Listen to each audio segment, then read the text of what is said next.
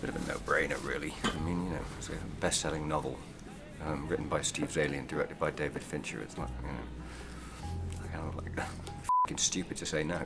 I made the mistake in the past, as everybody has at some point, is you've gone into making a movie without having a good script or a script in place, and it's always a disaster, so, you know. I'm sure I have no idea what film you're referring to with that particular remark, Daniel. Good evening, film fans, and welcome to the second in our installment of the Daniel Craig Investigates a Murder Mystery centered around a wealthy family headed by Christopher Plummer series. This is actually turning out to be one of my favorite subgenres of cinema. Daniel Craig has had a rather varied career since becoming James Bond, but in 2011 in particular, he was all over cinemas with Cowboys and Aliens, Dreamhouse, The Adventures of Tintin, and The Girl with the Dragon Tattoo all releasing in that calendar year, and at least a couple of these films were positioning themselves as the first installment in a future series of films that did not end up materializing in any of these cases, at least not with Craig. It's wild to think what might have happened had Cowboys and Aliens been a huge hit and Craig become famous for a franchise role other than Bond. I mean, if his value as a franchise star had risen much more, I dread to think what Eon Productions might have been forced to pay him to come back for No Time to Die. Anyway, of those 2011 films, the most accomplished, to my eye at least, is The Girl with the Dragon Tattoo, a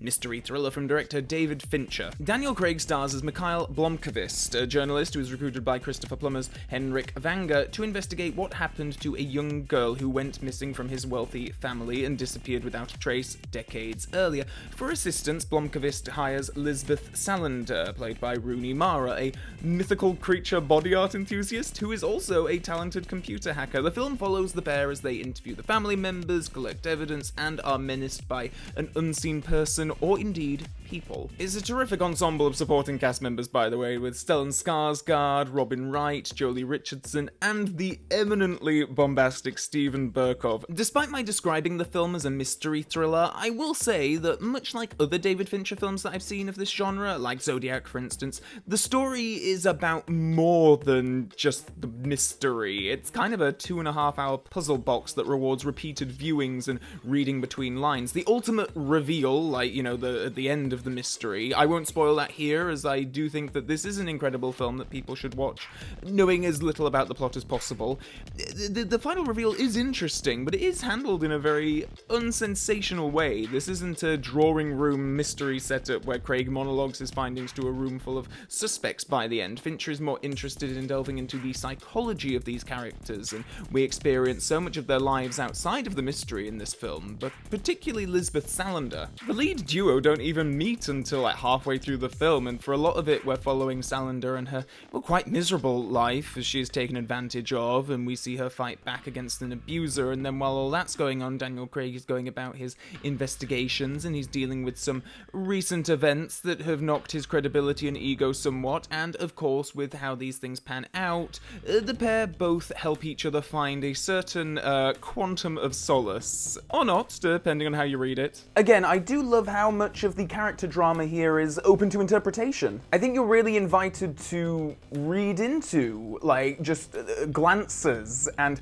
lines left unsaid and things like that, which is really exciting. I think it engages you as an audience member, and I think that both lead actors are fairly phenomenal in their roles. Rooney Mara was nominated for a Best Actress Oscar for her work in this film, and yeah, I mean, she is completely transformed here. I think this is a stunning performance. I should probably mention here that I've not read the book on which this film is based, nor seen the original Swedish film adaptations of that, with Noomi Rapace as the titular tattooed lead, so I have nothing to compare Mara's version of the character against, but I find her completely enigmatic and fascinating, which I don't think is easy to achieve from a character who is so moody and aloof for so much of the story. Craig probably has a less complex character to convey, but I think he also does really fine work here, and he has such a terrific range as an actor. I never feel like I'm just watching him do James Bond again in different settings.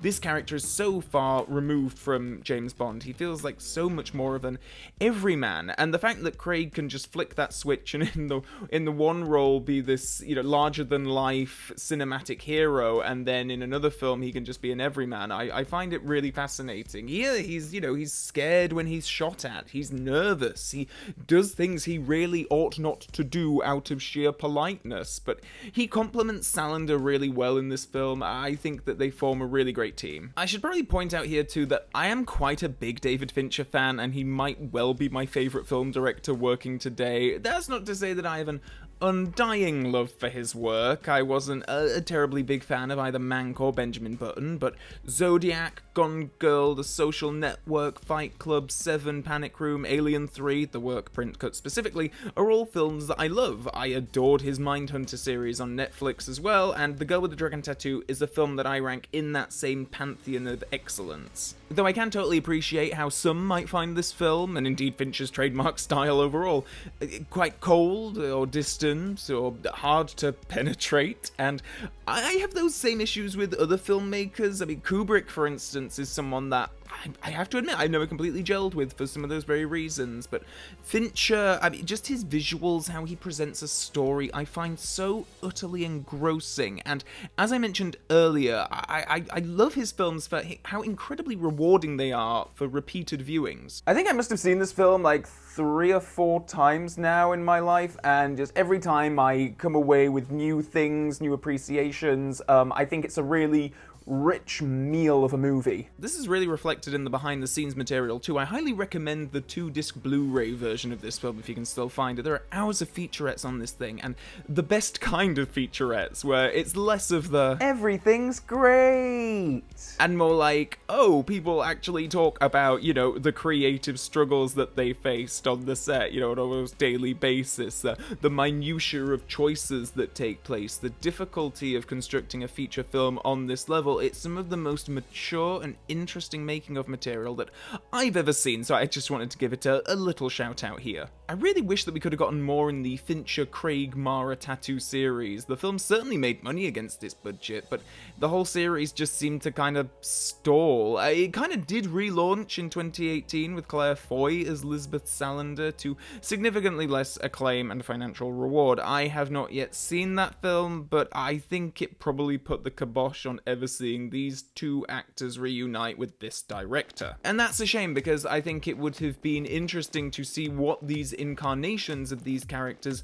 do next. I think the film ends with a great, subtle setup for future drama, and I guess I'll just have to delve into the Swedish versions eventually if I do indeed need more of a Salander fix. But even if this is just a one-off, 2011's The Girl with the Dragon Tattoo is a cracking psychological thriller. It's a total slow burn, and it asks a lot of its audience. Like, you are not going to be spoon-fed the story and the characters. You really need to engage with it if you're going to meet it at its own level, and I understand that that can be a turn-off for a lot of people. Like I say, there are definitely movies that have that effect on me, but this one, with this director, I just can't get enough of. And if you would like to have a vote in deciding which non-Bond movies I take a look at on this channel next, please do head over to my Patreon page to find out more details there. Also below you can find links to my various social medias, including my Facebook page, my Twitter page, my Patreon page, I already mentioned that one, my Instagram page, and even my Letterboxd page, if you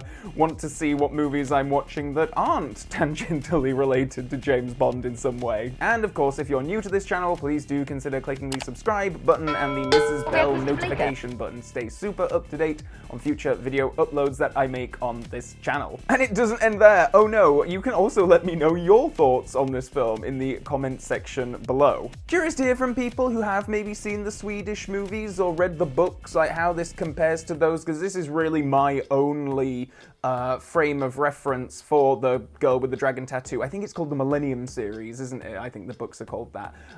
So please do let me know how this ranks for you if you have read those books and seen those movies. And with all that being said, and until next time, film fans, so long for now.